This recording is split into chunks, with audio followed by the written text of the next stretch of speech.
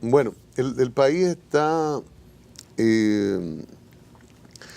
no digamos de cara a unas elecciones, pero como que nos han colocado, nos han precipitado, y por la ley de partidos, de repente todo esto está, el Tribunal Superior Electoral por un lado, con apoderamientos, el Tribunal Constitucional. Cada día conocemos de personas que anuncian que caminan al Tribunal Constitucional y como que de repente vemos una agudización en la judicialización de la política en la República Dominicana. Usted que presidió la Suprema Corte 14 años, ¿cómo ve todo este proceso? Y que bueno, en una ocasión también estuvo en la Junta Central Electoral. Yo creo que los acontecimientos se han ido precipitando y se han ido precipitando rápidamente. La redundancia ahí vale. Porque hay como una especie de ebullición nacional. O sea, a pesar de que ni remotamente se ha pensado en una apertura del proceso electoral, nadie puede negar que realmente ya los partidos y los movimientos políticos están envueltos en una campaña electoral y los candidatos también. Hay un aspecto que usted toca que es con respecto a la judicialización de los procesos electorales. Yo creo que es una judicialización de la política más que de los procesos electorales. Yo creo que de una manera o de otra queremos que la justicia sea quien les resuelva los problemas a todo el mundo. Los políticos que no pueden resolver internamente, a lo interno de sus partidos, que no pueden resolver los problemas, quieren que sea la justicia que los resuelva. Pero así ocurre en todos los sectores de la sociedad dominicana. Por eso ese proceso de judicialización, principalmente la judicialización de la política, no es bueno. No es bueno. No es bueno, no. En Estados Unidos se distingue, por ejemplo, a nivel judicial, las cuestiones judiciales de las cuestiones que no son judiciales. Entonces, yo creo que en la medida en que se judicializa la actividad política, el poder judicial está más expuesto y es más vulnerable, porque la política lo contamina todo y conduce a todo y mueve todo en la República Dominicana.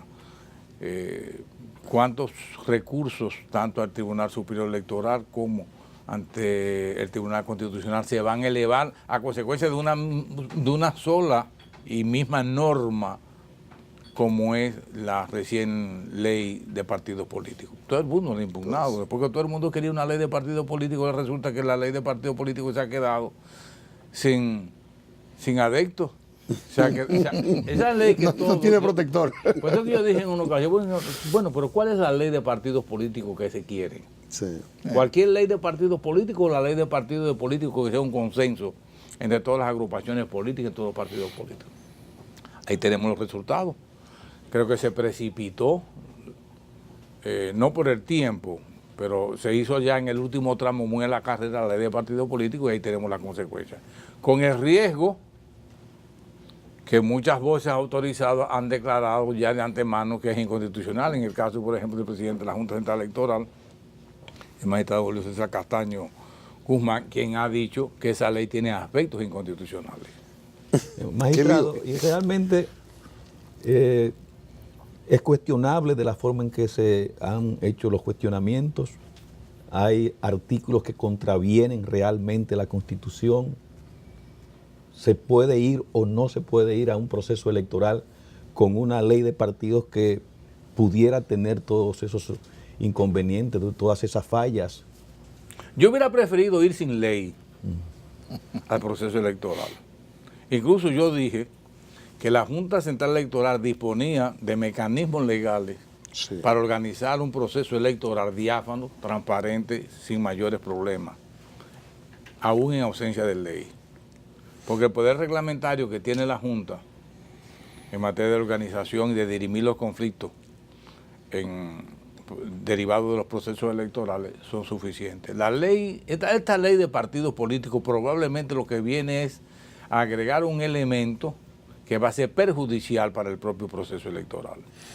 Wow, un cafecito Santo Domingo después de esta filmación. Bueno, ese es el mejor café del mundo, sabor que Inicia en el arranca aroma. en el aroma. Buenos días. Así es, yo tengo el mío aquí ya. Agradado, Subero, sí. Ey, me voy adelante. Oh, Solo. Por la salud del magistrado, Allá. mi tocayo favorito. Así mismo. Que conste en acta. Muchas gracias, señorita. Bueno, pues, don Jorge, usted.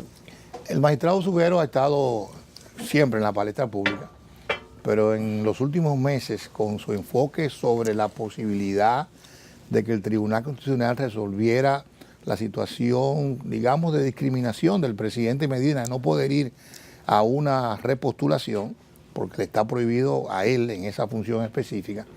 Usted decía que el tribunal podía haber fallado, el tribunal falló a contrario, lo que deja solamente el camino de la reforma constitucional para que el presidente Medina pueda tratar de optar por una repostulación. ¿Estoy en lo cierto o hay alguna No. otra posibilidad? Realmente, inusitadamente, yo he estado en la palestra y en los medios de comunicación sin buscarlo, principalmente a consecuencia de una hipótesis que yo había planteado. Cuando en una ocasión me preguntaron de la posibilidad de que tenía el presidente Medina de repostularse, donde yo decía, bueno, la vía de la reforma de la Constitución, que es la vía realmente legítima y natural de reformar la Constitución, o pudiera ser una decisión del Tribunal Constitucional, que es el intérprete máximo. Se había hablado y muchas personas han distorsionado lo que yo dije. Ha habido informaciones muy sesgadas de las declaraciones mías, donde yo planteaba como una hipótesis la posibilidad de que el Tribunal Constitucional no modificara la Constitución, sino que interpretando la Constitución considerara que el presidente de la República podía repostularse. Eso desató muchos demonios, porque me lincharon muchas veces digitalmente a través de las redes, fui objeto de muchas Lo que es muy usual en las críticas redes. acerbas, Sí. muy, Muchas especulaciones. muchas especulaciones también. Incluso se llegó a decir que yo lo que estaba era conspirando contra el Tribunal No, Constitucional. y que usted buscaba otras cosas. Yo buscaba también No, lo que yo planteaba era que perfectamente el Tribunal Constitucional, en una constitución tan compleja como es esta y tan completa, porque yo creo que es una de las mejores constituciones que hemos tenido, quizás se puede comparar con la del año 1963, pero solamente con el catálogo de derechos fundamentales que ella consagra. Así es. Lo más probable es que dentro de la propia Constitución existan algunas contradicciones que necesiten alguna armonización de parte del Tribunal Constitucional. Esa era la hipótesis que yo planteaba. Decía, bueno, si nos vamos por el criterio de igualdad, el único ciudadano dominicano que no tiene derecho a ser repostulado es el presidente Danilo Medina, porque la Constitución expresamente se lo prohíbe.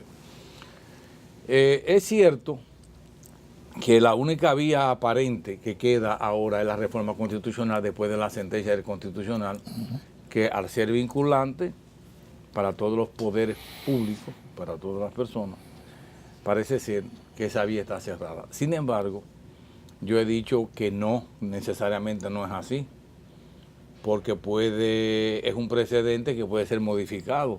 Los precedentes se pueden modificar bastando que se den razones para modificar ese precedente. Claro. O sea que yo nunca descarté, ni he descartado, ni descarto tampoco que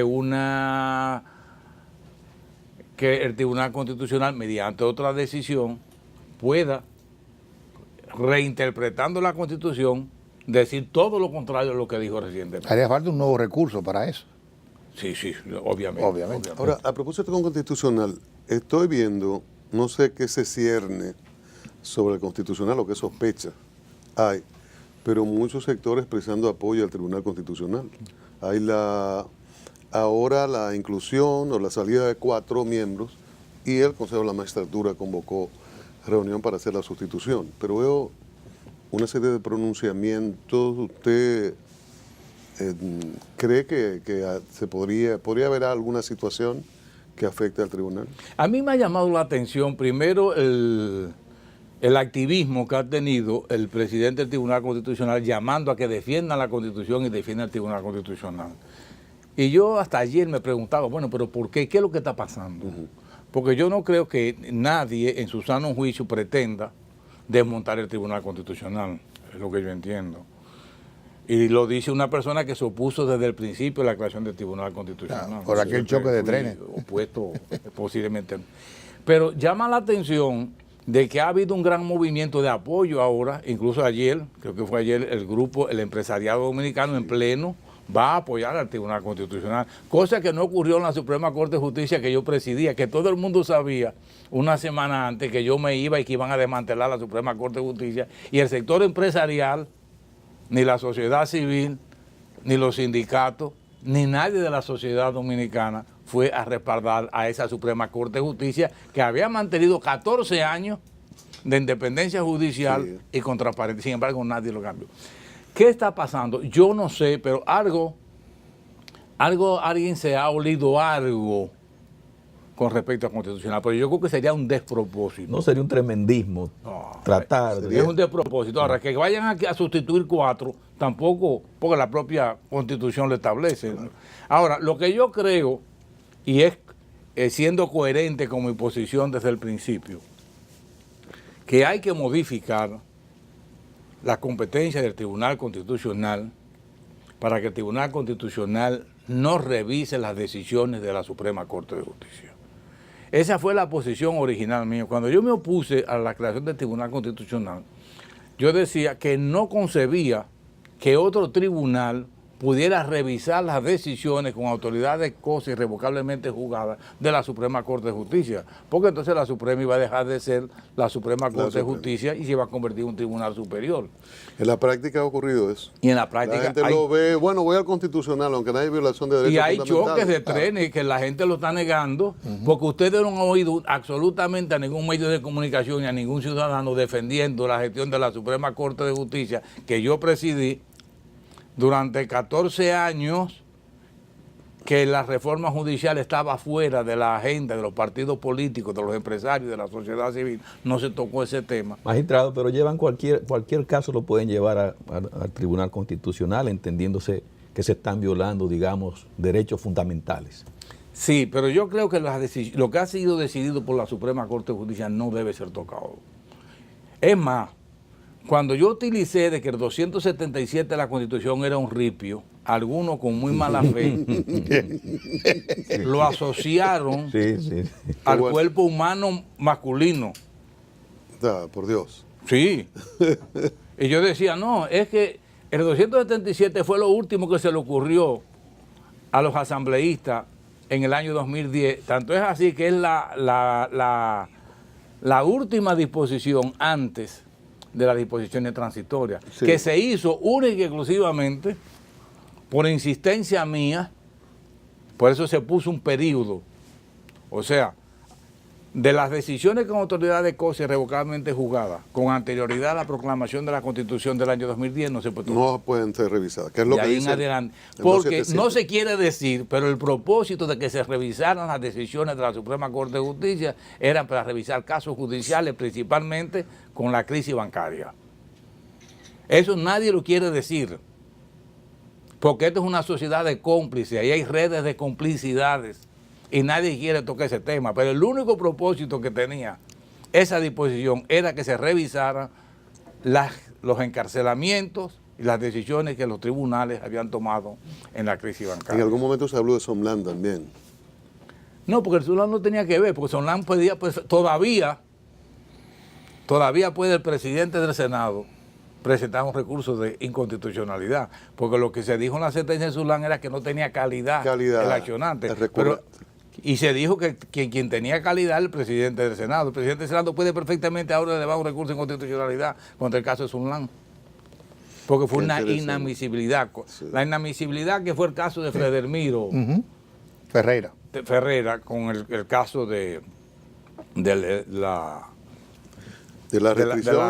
repostulación, fue una inadmisibilidad. O sea, nada impide que se conozca nuevamente. Así es. Mi tocayo conoce perfectamente los efectos que tiene la inadmisibilidad en materia procesal. A propósito, no se lo recuerda mucho a Reinaldo eso. Bueno, Reinaldo, él debe saberlo. Claro, buen abogado, muy buen abogado. Es más, el presidente Fernández me dijo a mí en una ocasión con el caso de Somlan, entonces queda abierta la posibilidad de que se vuelva a apoderar a la Suprema Corte de Justicia en esa época para conocer de un recurso de inconstitucionalidad? Claro que sí, porque solamente se declaró que no era falta de calidad. Y no perime. No, materia de inconstitucionalidad no pedimos. Atención, PRM. A propósito de Sonlan, ¿qué nos puede usted decir de todo el proceso que se ha venido dando, que se está dando actualmente con relación a Odebrecht? Bueno, yo he mantenido la tesis que Odebrecht llegó donde iba a llegar. Odebrecht no va a pasar de ahí. Se va a quedar Se todo va a quedar flotando. en ese proceso, bailando durante un tiempo hasta que finalmente se olvide, que nadie, pero ya yo no creo que pase más de ahí el proceso. ¿Usted lo ve vinculado a la selección, ahora a la renovación de la Suprema Corte de Justicia? No, en lo absoluto. En lo absoluto, en lo absoluto. Y en este caso, ¿cómo usted pondera este proceso que se está dando? Hay muchas expectativas, Pero hay campañas contra determinados jueces. Escuché a Marcha Verde hace unos días pidiendo exclusión con nombres y apellidos. Incluso hay una situación que la planteó Finjus, una de las asociaciones de jueces y jueces de corte, de que se excluyera al magistrado Fran Soto como la representación de los jueces, en el entendido de que si se establece que el 75% deben ser jueces de carrera en la Suprema Corte, lo lógico es que tengan una representación en el Consejo de la Magistratura, y no ocurre. ¿Usted cómo ve todo esto? Bueno, eso lo dice la lógica y es el planteamiento de las diferentes asociaciones de jueces, incluso de alguien que me merece un respeto muy, muy grande como el magistrado Balbuena y por el otro lado Isi Muñiz. Ellos plantean, bueno, pero es que Cano. nosotros, el mismo Julio César Cano lo ha planteado. Lo han pedido por escrito ya. Nosotros no estamos representados en la posición de ellos, nosotros no estamos representados en el seno del Consejo Nacional de la Magistratura, porque el otro miembro de la Suprema no es un juez de carrera, que es el caso de Fran Soto, que debo corregir, porque están poniendo Fran con K y este Fran con C. O sea, es para los medios de comunicación. una cuestión ortográfica. Sí, Pero este Fran con C. Pero es un asunto donde yo no quiero emitir muchas opiniones porque no me parece muy ético de parte mía entrar en consideraciones sobre algo tan íntimo de la Suprema Corte de Justicia. Ya Reinaldo Pared dijo cuál era la ruta a seguir. Él dijo, no, pero que la Constitución no hace ninguna distinción. No lo establece. Además, parecería, al menos yo hice un comentario en esa dirección, de que el Consejo respaldaba a Fran Soto cuando lo coloca a presidir la comisión. Coordinado. Y la comisión lo designa coordinador. Y además él siendo el secretario del Consejo. Pero usted que presidió 14 años, cuando el Consejo eligen los jueces, ¿no? Y van a la primera reunión o a la segunda, para elegir ese representante, ¿cuál es el procedimiento? El segundo representante. Correcto, porque el presidente va por default. Sí, Claro. por default. Porque en algún momento se reunieron y fue a unanimidad la elección de Fran Soto. En el caso de nosotros no fue así. O sea, nosotros tuvimos un solo representante en el Consejo Nacional de la Magistratura, que lo propuse yo de una vez, que fue al magistrado Víctor José Castellanos. Porque yo entendía que el magistrado Víctor José Castellanos era una persona no solamente seria, honesta, sino equidistante de cualquier posición política, incluso de amistad con cualquiera de nosotros, y que no iba a ser objeto de ningún tipo de rechazo. Yo tenía por norma en la Suprema Corte de Justicia, que me dio muy buenos resultados, que antes de yo someter a votación un asunto me aseguraba de que yo tuviera la mayoría. Si yo sabía que iba a perder, no lo sometía. Viejo zorro. Yo lógicamente Hay normas de liderazgo que indican eso. hacía mis amarres Ay, y consulté, en este caso, con el caso de magistrado Castellano, yo consulté que qué le parecía para que representara a la Suprema, conjuntamente con el presidente, por ante el Consejo Nacional de la Magistratura. Ahí se aprovechó, se designaron varios comisionados, el magistrado Julio Aníbal Suárez, una especie de comisionado por ante la jurisdicción laboral, a la magistrada Berger por ante lo que era en esa época el comisionado de apoyo a la reforma. O sea que así se hizo y nunca al magistrado Víctor José Castellanos, se cuestionó y tanto es así que duró los 14 años. Hasta que él decidió ya. Pero él venía al sistema. La evaluación es otro tema de discusión. Usted que estuvo ahí, que ahora se dice, bueno, pero es que cómo los dos representantes de la Suprema participan de la evaluación. En el caso de Fran Soto, que uno supone querría quedarse, está frente a competidores, es el argumento. Sí. Entonces, incluso algunos dicen, Jorge Zuncar plantea que solo el Consejo de la Magistratura solo sea los de libre elección, o sea, que se saque a la Suprema y al Procurador, claro. ¿Cómo manejar esto? Usted que estuvo ahí, esto de que los jueces de la Suprema evalúen, ponderen a los otros cuando ellos también hay que evaluarlo, la autoevaluación y la evaluación de lo que podría ser competidor en el espacio a ocupar. Bueno, en el caso de nosotros, cuando nosotros no hubo una evaluación, porque en el 2011 no hubo evaluación. No hubo evaluación, correcto. No, fue pura y simplemente una sustitución. Sin embargo, yo quise, y Víctor José también, que era mi otro compañero, quisimos que el Consejo nos oyera. Y nos oyeron en lo que nosotros entendíamos por qué debíamos permanecer en la posición. Es muy importante qué piense el presidente de la República. Más que lo que piense el presidente de la Suprema y lo que piense el otro juez de la Suprema. Las orientaciones, entre comillas, que da el presidente de la República son muy importantes, porque es muy difícil que al presidente le cuestionen alguna propuesta que él lleve. Yo estoy hablando en el seno del Consejo. Del Consejo. Por eso yo he dicho, si el presidente quiere una justicia independiente, una justicia compuesta por personas honestas, por personas honradas, lo logrará. Si él no lo quiere, no se obtendrá. La evaluación, ahora hay un gran problema, porque los criterios que hay para la evaluación de los jueces de la Suprema Corte de Justicia, que están sometidos a evaluación los de la Suprema, sí, son muy aéreos. Entonces, yo propuse que se utilizara como modelo los criterios que tiene el reglamento de evaluación del desempeño de los jueces judiciales. De los de corte, de todos. Corte, de los primeras instancias, que lo tomen en cuenta la laboriosidad, la productividad, la honestidad, la honradez, la independencia con que han actuado. Que lo tomen en cuenta. Lo del constitucional es distinto, porque lo del constitucional no se van a evaluar. No está previsto en la ley. No está previsto, no. Los constitucionales se van a sustituir y en cualquier circunstancia lo pueden ratificar. Eso es correcto, eso es justo, que no está contemplado, pero eso es lo mejor. Lo que pasa es que la Constitución lo dispuso así, que no se han sometido a evaluación, porque los jueces de la Suprema son jueces de carrera. Sí. Contrario, en el Constitucional no hay carrera judicial. Correcto. No hay jueces de carrera, por eso es que cualquiera puede ser, a cualquiera lo nombran juez del Tribunal Constitucional, cosa que no puede ocurrir con la Suprema Corte de Justicia, donde la 3/4 parte de la matrícula de la Suprema necesariamente tiene que venir de jueces de carrera. Ahora, usted dice, debe ser como los jueces del tren judicial, ¿verdad? En primera instancia, corte, etcétera. Pero no es así. Entonces,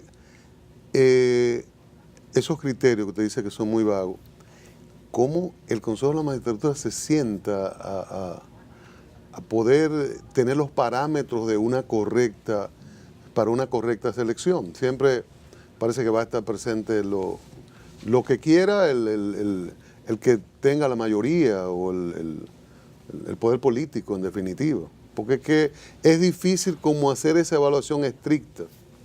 Mire, en ningún sitio del mundo esa evaluación puede ser tan estricta y puede ser tan correcta y tan apegada a la verdad. Porque no perdamos de vista que tanto los jueces del Constitucional como los jueces de la Suprema Corte de Justicia, en su designación predomina un elemento político fundamental. Claro. Ahí no nos podemos nosotros perder, o sea, el elemento político está presente en las designaciones del Constitucional y de los jueces de la Suprema Corte. Justamente por eso, por ese componente político que yo estaba planteando, que hagamos las cosas a la verdad y que el Consejo sea un puro Consejo de segunda elección, compuesto solo por gente elegida por el pueblo, eliminando los jueces de la Suprema y el procurador, dejarlo en 5 miembros, para que esta elección sea una elección directa de segunda elección. ¿Qué le parece ese planteamiento? Mire, se hizo un experimento una vez, creo que fue en Paraguay o en Perú, donde el presidente del consejo era un agrónomo. Oh. Porque se quería despegarlo todo, que no De la tuviera que política. ver nada con justicia. Fue un fracaso. Eso es imposible. Eso es Pero el Magistrado, presidente del consejo aquí fue un agrónomo, que fue Hipólito, y ahora es un químico y economista, que es Danilo Medina. Sí, sí, pero no como calidad de presidente. En ese país donde yo le digo, no tenía que ver nada con la presidencia. Magistrado, yo quiero volver sobre Odebrecht, porque definitivamente se ha planteado que es el caso de corrupción más estremecedor que ha tenido la República Dominicana en toda su historia. Y entonces, usted, con toda su sapiencia, con toda su experiencia en estos asuntos jurídicos, dice, no, eso se quedó ahí. Entonces, realmente con lo que nos vamos a quedar es con un espectáculo de circo y cómo eso repercute en la justicia dominicana, cómo lo ve la sociedad. Bueno, yo creo que más que sobre la justicia, sobre la clase política dominicana. Yo creo que quien se va a ver afectado considerablemente va a ser la clase política más que la justicia. Porque en el caso de la justicia, y hablamos por justicia, quizá la idea general es que sean los jueces. Los jueces solamente van a ver las pruebas, las investigaciones que ha hecho el Ministerio Público. Yo dije que el Ministerio Público se confió mucho en las pruebas que le daban enviando de Brasil. Y no había hecho a lo interno un trabajo de campo de investigación profundo. La suerte de ese caso de Odebrecht es que está en manos de uno de los jueces más serios, más honestos y más capaces que tiene el país, Francisco Ortega Polanco, que tengo la honra de que me sustituyó a mí cuando yo renuncié, que esa es otra cosa que la gente olvidó. La gente olvidó que yo renuncié a la posición de juez de la Suprema porque yo no quería ser juez después de haber sido presidente. O sea que con el caso de Odebrecht en manos del magistrado Ortega Polanco, lo que se puede hacer desde el punto de vista legal, desde el punto de vista judicial, él lo va a hacer. Pero yo quiero volver un poquito a la pregunta de Cristian anteriormente con respecto a las evaluaciones y los criterios de evaluación. Miren, la reunión del consejo anterior, donde se designaron los jueces del Tribunal Superior Electoral y se completaron algunos jueces de la Suprema Corte. El año pasado. Fue una excelente elección que se hizo. Y no hubo mayores críticas a la elección de los jueces del Tribunal Superior Electoral ni a los jueces de la Suprema Corte de Justicia. Bueno, doctor, muchísimas gracias. Siempre es interesante que usted nos conceda este tiempo. Bueno, gracias a ustedes. Un honor para nosotros. Un alto honor. El magistrado Jorge Subero Isa, expresidente de la Suprema Corte de Justicia. Ahí están sus planteamientos, valórelo usted. Gracias a todos. Mañana de nuevo aquí en A Diario.